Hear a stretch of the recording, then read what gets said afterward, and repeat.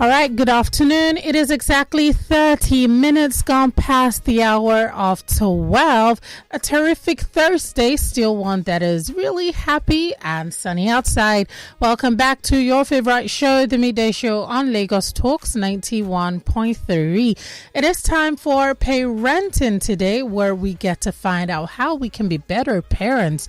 If we can't be perfect, there is there's no rule such as no, you can't be a better parent. There's always room for improvement. There's always a way out. You might not have the much needed knowledge. And thankfully, we have someone who's the closest to perfection when it comes to parenting. I'm talking about a parenting expert, the CEO of Lagos Moms, Yetty Williams. Hi, Miss Yetty. Good afternoon. Good afternoon, Paula. How are you? I'm great. Thank you. I'm fine. It's good to have you here. And guys, my name is Paula Chine. Are you thinking about what to do as regards your kids?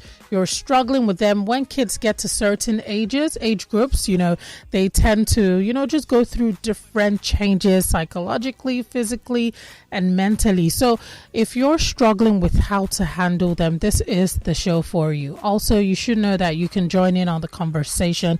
Miss Yetty and I are going to open up the phone lines in no time. If you have questions, you can send them to the WhatsApp number, which I'm going to be giving you right away. 0809 234 5913. All right, Miss Yetty, once again, good afternoon. Today's topic is one that is pretty interesting. And I'm like, thank God, because at this point, there's a lot of Gen Z, Gen X, Gen Millennial, the baby boomers. But one thing I love is the fact that you have made something amazing for today's topic, parenting in the new digital age. And that is new rules of engagement. I love that because the word engagement means you're not just leaving things to chance. You're going to be, a great part of it. So if you could kindly take us through this, I will love to, start off right away. Yes, fantastic. Thanks, Paula. You're welcome. Yes, so new rules of engagement. So a few things in there that we should break down. Okay. So there are rules, right? So that means ways things can be done, okay, or should be done, can be done. In fact, I don't like using the word should, because should, I had a boss I worked with many, many years ago, and he said, try and take away should from conversation, because should, when you say should, it gives a lot of assumptions. So it's better to say how things can be done to be better. Oh, wow.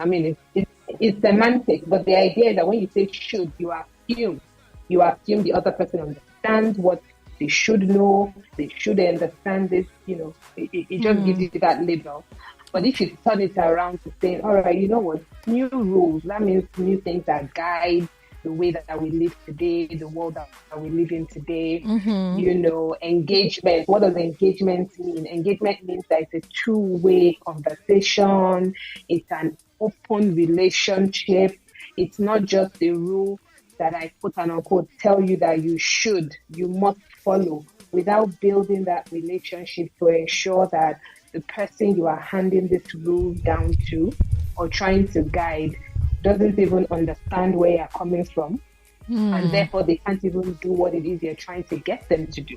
And I find that when it comes to parenting today, the truth is that many times, because we see the world in very, very different ways, analog. In fact, I came up with a new term today called analog. So there's analog, really? And there's, okay, and there's digital. And there's an in-between. So analog is really looking at things in one dimension, how things were done before. It's like 1 or 0. It's like either or. Analog is very like that, A or B, black or white. Right? With the digital age, the industrial age, fourth industrial revolution we're in, there's a lot of disruptive technology. Okay. And that is what is driving the age we're in now. So what does disruptive technology mean? It means that things that are coming to disrupt the world as we know it. The structure in place, the previous structure. Yes, it's changing things. And that's really the world that we live in today, that things are happening so fast and so quickly, we can barely seem to keep up. Now, let's bring it back to the family setting. You are not raising your children or your family under a rock. You are living in this same world where things have changed, where parents today can no longer raise children based on how they were raised 100%. You can't be rigid and say, this is how I was raised. I am going to raise you in exactly that same way.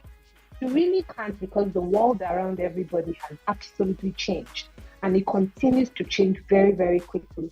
So that's actually why we need new rules of engagement. It's not because we're saying the values of before are gone. Are you saying I shouldn't teach my child values?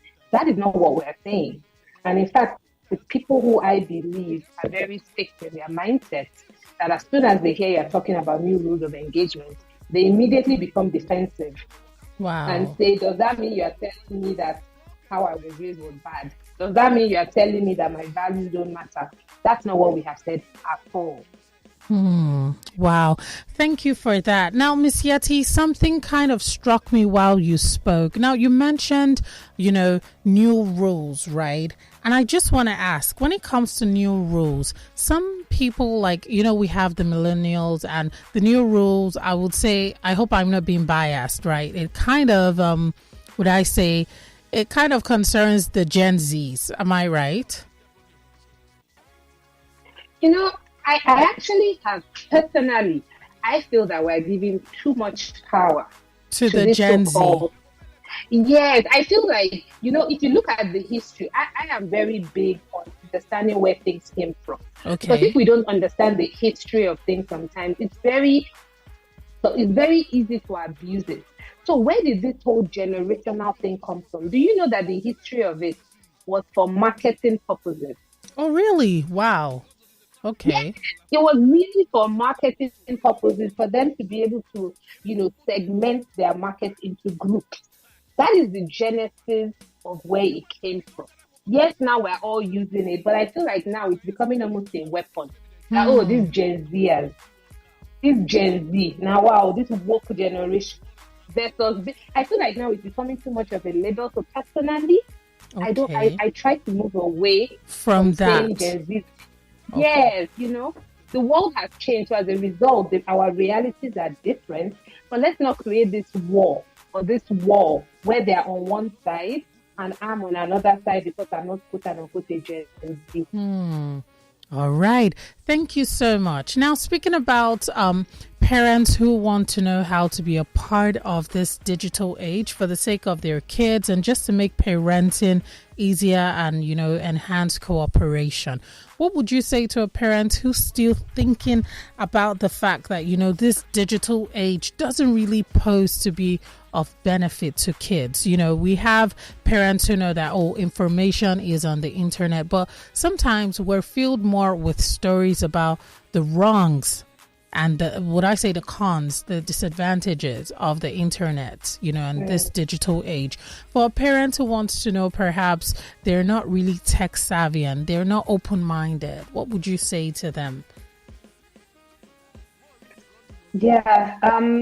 So I'm going to break it down into two. One is, there's something called fixed mindset versus growth mindset. Okay. We've talked about that before, but I'll do a real quick recap. When you have a growth mindset, it means that you are willing to learn, you are growing, and you are learning about how new things can be beneficial to you, your family, your business, your work, whatever it is.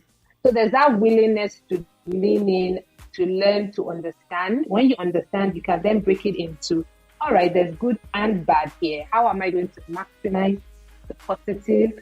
How am I going to minimize the negative? So that's growth mindset. A fixed mindset is somebody who resists change. Just comes in and says, technology is bad. It is bad for children. So therefore, my children will not use technology. And they just end it there. Oh, wow. Okay. That is not effective. Neither is it a long-term solution. Because even if you can keep your children off, let's even say best case scenario, maybe you're even homeschooling them, who knows? And you can keep them off the internet for maybe the first 10 years of their life. What happens when they then get on? Wow. Because the truth is, the world that we live in today, guess what? You are interacting with technology somehow every day. If you have a phone, most people are not going to tell you that because I think phones are dangerous. And in fact, do you know that phones emit emissions which are actually dangerous, which is why they will tell you not to put your phone beside your head when you're having a conversation because of the emissions that it gives off. Wow. Most people are not going to tell you because the phone is dangerous, I am not going to use the phone. You will use it, but you're supposed to use it with sense, right? You shouldn't drive and be using your phone. People have been known to be hit cars because they are using their phone, they are on social media, they are texting, and they are walking. So they don't pay attention to the road, they don't pay attention to a pothole. There's some crazy stuff and extreme that happens, absolutely. I'm also not saying go and give your child a phone and say good luck because it's good for you, here you go. Absolutely not. So what we're saying is, let's come back to the topic of today. New rules of engagement in the digital age. So some of the things to keep in mind is we are in the digital age and it's not going anywhere. Okay, that's a fact. Okay. Yeah. Technology is not good or bad. Okay. Technology is good and bad. Ooh, all right. Based on how you use it. Okay. Yeah. So let's check some tables first to say, listen, it's not about whether it's yes all the way or no all the way. It is both. Technology has benefits. I don't agree that anybody today can say because technology is bad and there's no good about it, I don't want my children to be on it at all. I don't agree that there's no good about it. I think there's a lot of good, but it's just how you use it, when you start using it, and how you prepare your child to use it. Now, let's bring it down a bit because I feel like maybe we're speaking big English. How do we make this practical? Let me give you a practical example. Okay. In my case, for example, the other day, my daughter was celebrating with me that, she's being very active now to get more sleep. Because you know what? I mean, because one of the things I keep drumming is, I have certain things I drum into my children's ears constantly. Okay. You know, I read somewhere many years ago, and this thing stuck with me, that as a parent, you cannot complain or make a big fuss about everything. Let me say that again. If you complain and make a big fuss about everything in the world, you make everything seem like such drama, your children will tune you out. So it is better for you to pick a few things that you will be consistent on. And in fact, when you pick a few things that you stay consistent on, it is easier for your children to learn what you want them to learn. So let me give you an example. One of the things that's not up for debate in our house is that you do not take your phone into the room overnight. Wow. Okay. It's not even debate. Phone does not enter your room to go to bed. You must turn it in and put it in another room. And in fact, if you take it in with you, the next day there will be consequences where I can hold that phone because of that. Wow. But how would that child see this? You know, for people who spend a large part of their day, you know, holding onto this device and staring at the screen. And, you know, some might say, I find it hard to fall asleep. I want to listen to something on my device. How do you let them understand that there's time for everything? Fantastic question, which brings me to what I'm saying about new rules of engagement. I didn't put that rule in place like an authoritarian. Okay. I put that rule in place with engagement, with explanation, and with discussion. So they know why I say you cannot go to the phone with you into the bedroom at night. What is the why? I've explained to them the negative effect of blue light. The blue light from your phone does not help you release the hormone called melatonin that helps you get into the state of wanting to fall asleep. So if you are with your phone in the night on your bed, it is going to make it harder for you to fall asleep. And there's research to show all of these things. So this same technology we say is bad. I can use the same technology to get the research where we can sit down together. I can show it to you. We can watch the video that shows the latest research on how blue light affects you. That answers that question, number one.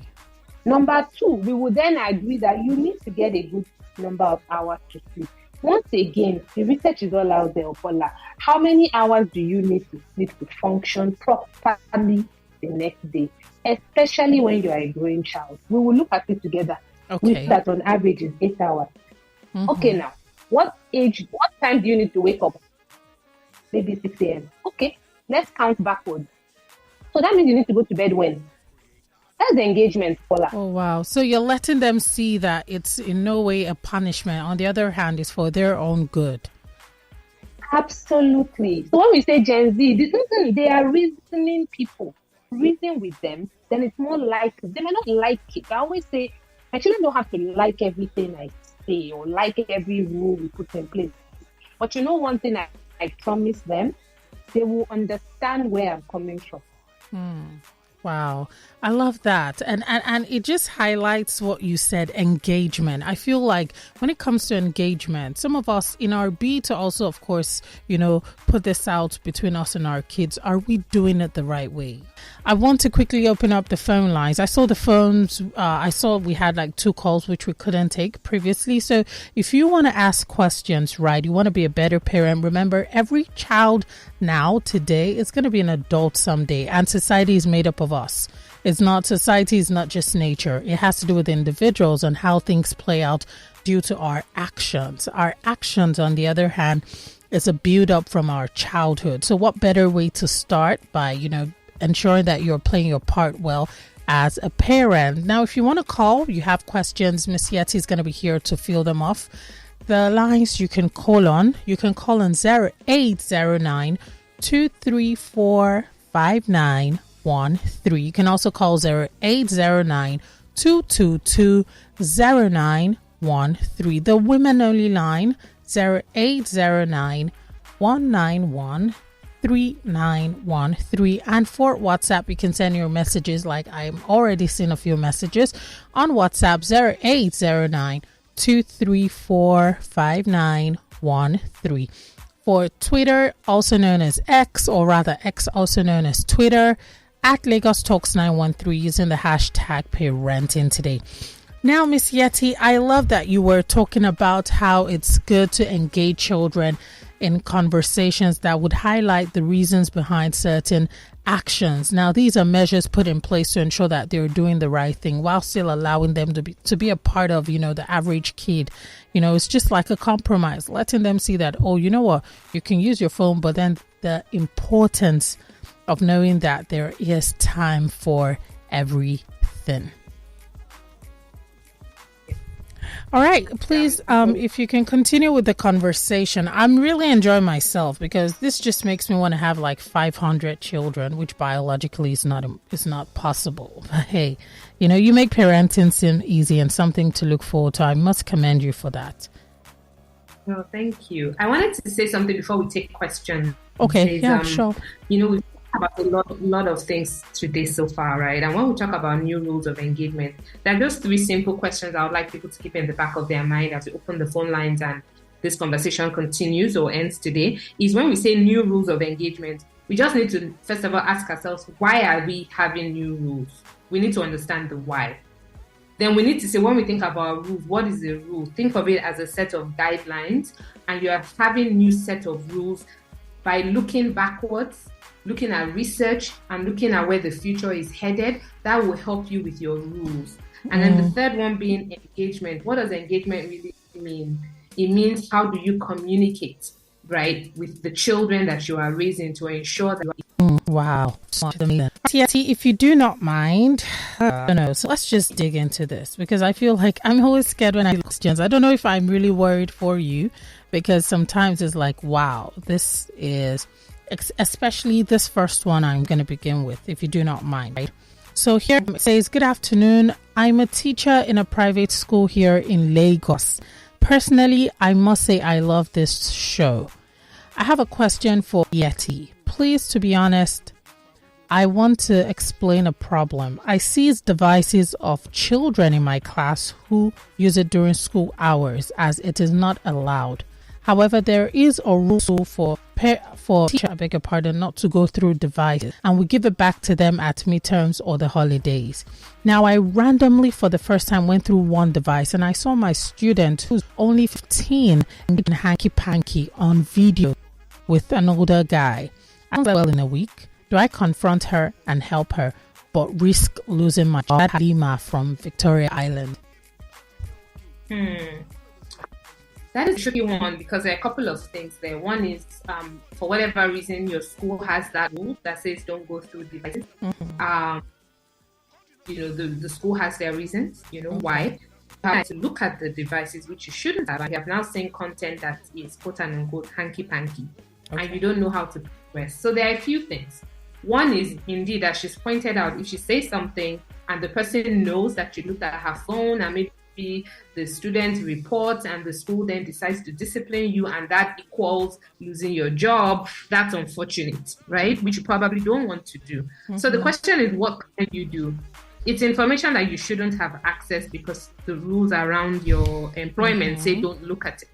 So what you could do is find a way to naturally maybe have a conversation that leads towards the dangers of maybe sharing inappropriate content with an older person or with somebody you don't know online. That could be a way to handle it. I don't know what subject you teach, but if it's something that you can find a way to walk into your class content, or you find maybe your pastoral care, maybe you have teaching, what they call that subject, physical, fishy. She'll know what you're talking about. Where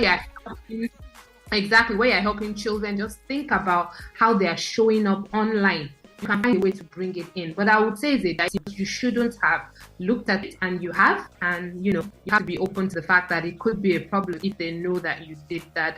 You did look. Wow, thank you so much. If you want to send me WhatsApp, the number is around 234-913. Someone here says, Miss Parenting today. Sorry, hello, Miss Parenting today. I'm Paula. I'm sorry I didn't do this. It's just so funny.